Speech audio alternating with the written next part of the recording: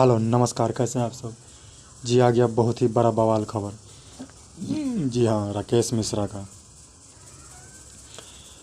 मिश्रा जी का बवाल खबर है। जी हाँ, वही गाना जो गाना सुपर डुपर हिट हुआ था उसका पार्ट 2 आ रहा है। जी हाँ, ए राजा तनी जाए न बहरिया 2 उसका पार्ट 2 आ रहा है आप लोगों को कल कल 22 जनवरी को। जी हाँ, 22 जनवरी को video song, direct video song ए राजा जाए न बहरिया 2। इसमें राकेश मिश्रा जी और चांदनी सिंह साथ में दिखेंगे। गजब का वीडियो है, कमाल का, म्यूजिक वाइड चैनल पे कल सुबह 7:30 बजे 22 जनवरी को। तो सुनना आप लोग मत भूलिएगा। ये राजा जाए न बहरिया 2, राकेश मिश्रा, चांदनी सिंह।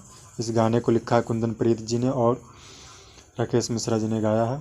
कमाल का वीडियो है, बवाल होने वाला है।